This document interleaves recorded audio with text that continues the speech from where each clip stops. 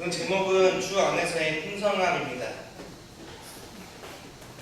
풍성함 말하기 전에 마음이 여유롭다라는 말이 있습니다.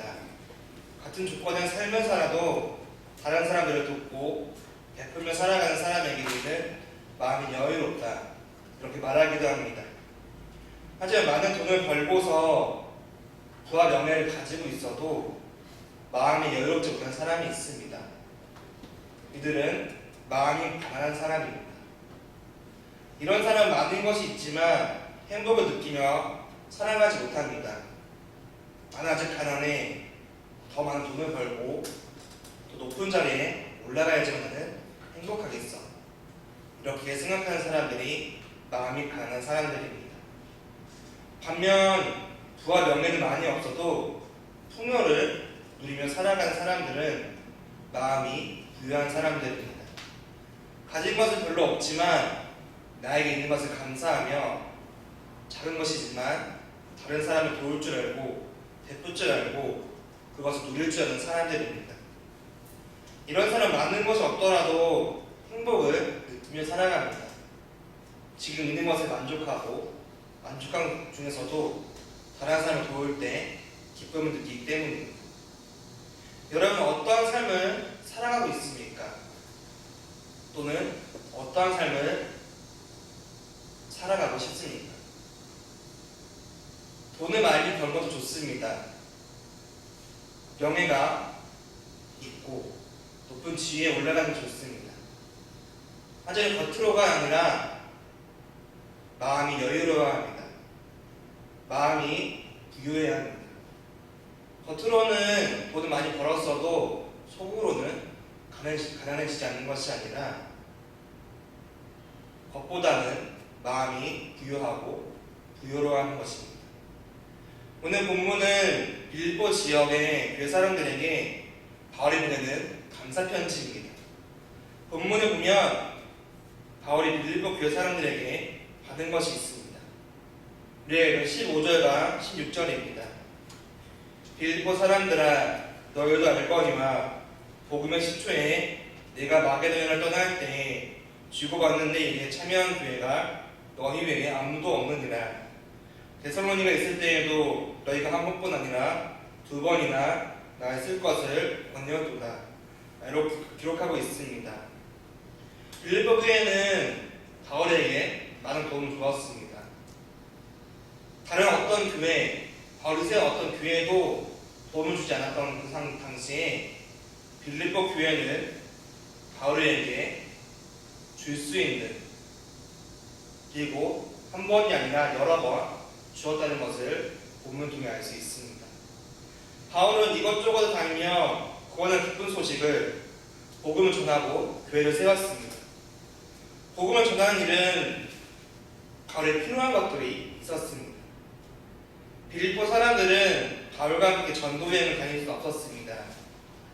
그 대신 바울이 복음을 전할 때 필요한 것을 돕는 일에 빌립보 교회는 바울과 함께 했습니다. 그렇다면 빌립보 교회는 부유한 교회였습니까? 그렇지 않았습니다. 빌립보 사람들의 도움으로 바울이 필요한 것을 채울 수 있었고 빌립보 사람들은 바울을 통해 하나님의 뜻과 계획, 예수님을 통해 이루신 것들을 들었습니다.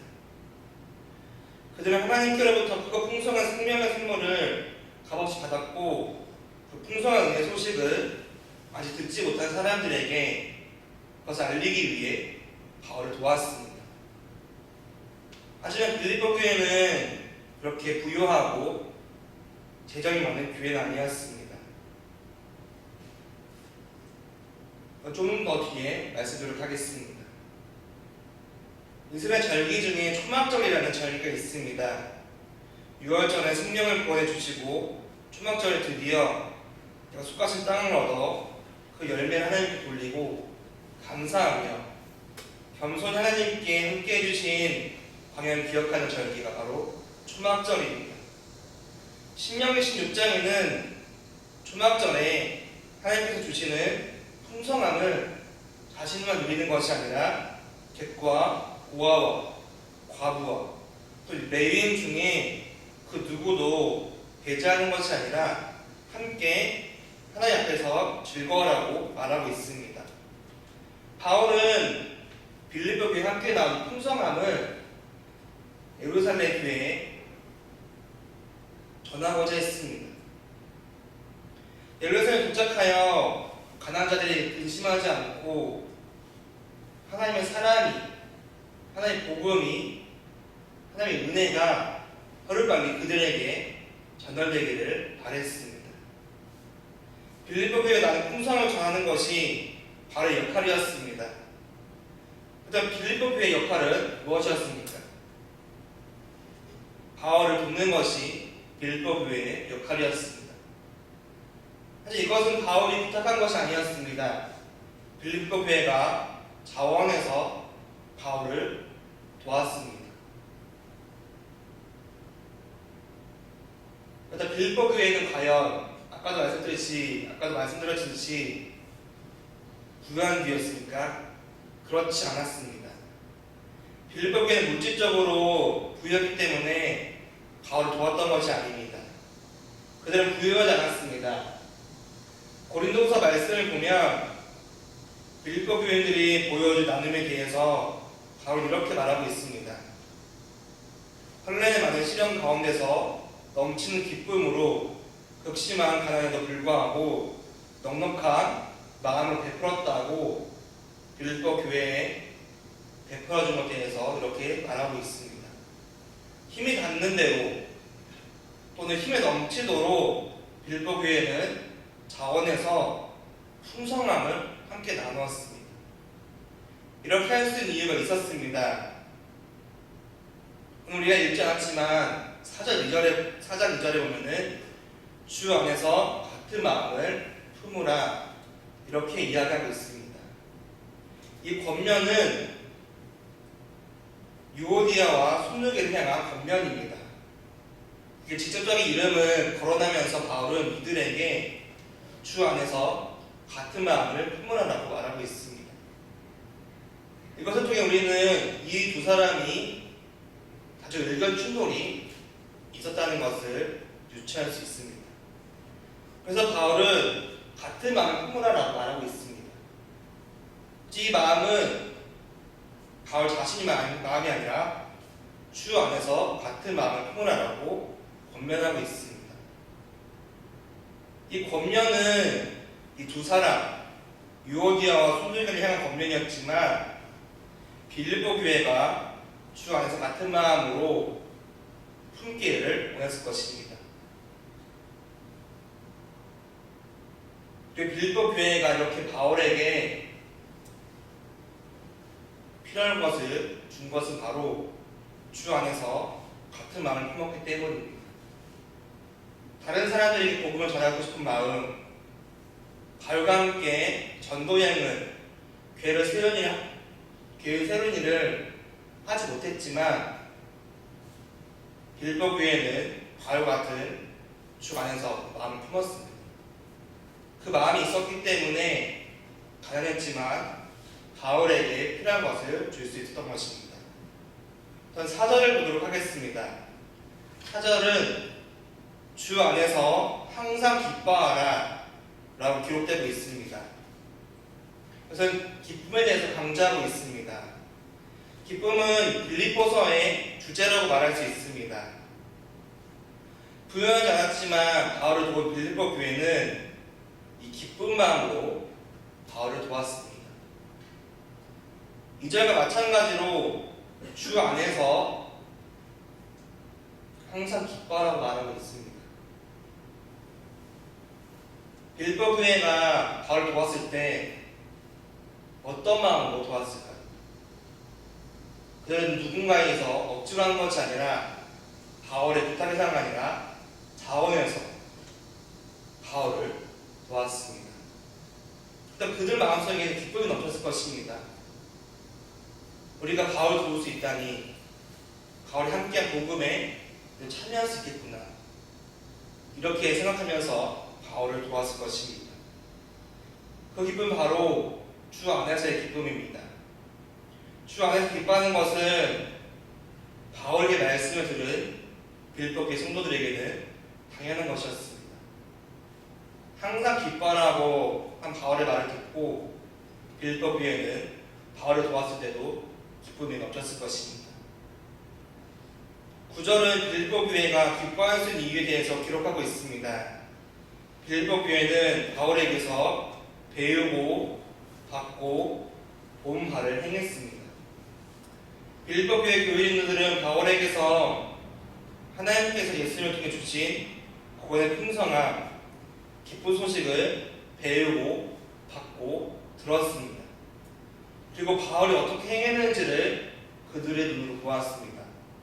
많은 계획을 세우고 복음을 전하고 또 하나님의 사랑을 전한 그 바울.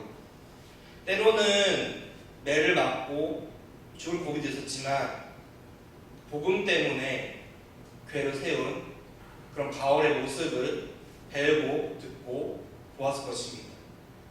그래서 하나님의 은혜를 함께 나누고자 했을 것입니다. 바울은 이런 빌립보 교회를 통해서 이렇게 말합니다. 18절 말씀입니다. 이는 받으실 만한 향기로운 제물이요 하나님을 기쁘게 한 것이라 라고 말하고 있습니다. 바울이 직접 빌립보 교회에게 필요한 것을 받았지만 이것은 하나님을 기쁘게 한 것이라고, 향기로운 제물이라고 바울은 그렇게 말하고 있습니다. 바울에게 듣는 은혜에 대해서 말로만 내가 믿습니다 하는 것이 아니라 진심으로 함께 사역에 동참한 빌립보 교인들에게 바울은 향기로운 제물과 이것이 바울 자신뿐만 아니라 하나님을 기쁘시게 한 것이라고 빌립보 교인들에게 편지하고 있습니다. 성도 여러분, 하나님께 받은 은혜를 기억하는 것은 중요합니다. 하지만 더 중요한 것이 있습니다.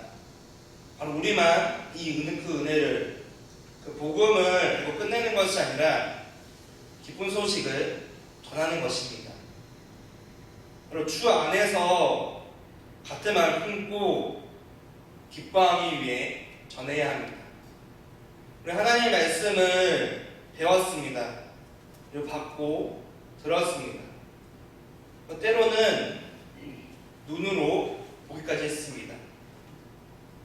여기서 우리는 끝내서는 안 됩니다. 주 안에서 같은 마음을 품고 기쁨으로 함께 해야 합니다. 그리고 바위 빌립보 교인처럼 우리 실천해야 합니다. 실천에는 많은 것들이 있습니다. 물질로서 실천할 수도 있고 기도로서 실천할 수도 있습니다. 가장 중요한 것은 우리가 실천했다는 것입니다. 그러나 실천할 때 하나님께서는 받으실 만한 향기로운 제물이요 하나님 기쁘시게 한 것이라 이렇게 말할 것입니다. 우리의 모습이 바로 하나님께서 받으실 만한 향기로운 제물이 되고 하나님을 기쁘시게 하는 그런 행동이 되기 바랍니다. 빌립보 교회 성도들은 바울에게 필요한 것을 보냈습니다. 하나님께서도 그것을 받으셨습니다. 바울에게 필요한 것을 보냈지만 하나님께서도 동일하게 받으셨다는 것입니다. 우리 성도들이 빌립보 교회 같이 주 안에서 같은 마음을 품기 원합니다. 그리고 기쁨을 누리기 원합니다. 그리고 우리가 배우고 보고 들은 바를 실천하기 바랍니다. 매주 수요일마다 우리는 선교사님들을 위해서 기도하고 있습니다. 그리고 성경원금을 내고 있습니다. 어떤 마음으로 여러분은 선교사님을 기도하고 성경원금을 내고 계십니까? 저 기쁜 마음으로 그렇게 하고 있습니까? 선교사님들이 필요한 것을 채울 때마다 하나님께서 우리의 마음과 우리의 행동을 받으시고 기쁘게 여기실 것입니다. 그래서 오늘 빌립보서 4장 말씀의 제목은 주 안에서의 풍성함입니다. 소박하고 부유하지 않았지만 빌립보 교인들은 바울에게 필요한 것을 보냈습니다. 그래서 바로 주 안에서 풍성함이 있었기 때문입니다. 작지만 소중한 것 또는 마음이 풍성하고 마음이 부유한 청량리 중앙교회 성도 여러분들이 원합니다. 지금 세 분의 선교사님들을 놓고 계속 기도하고 있습니다. 우리가 기도로서 선교사님과 중보하기 원합니다. 선교하기 힘든 시기지만 하나님께서 선교사들에게 함께 해달라. 그리고 기도의 동역자, 물질의 동역자가 끊어지지 않게 해달라고 수요일뿐만 아니라 평소에도 선교사들을 위해 기도하는 여러분 되기를 소망합니다. 찬양하고 기도하도록 하겠습니다.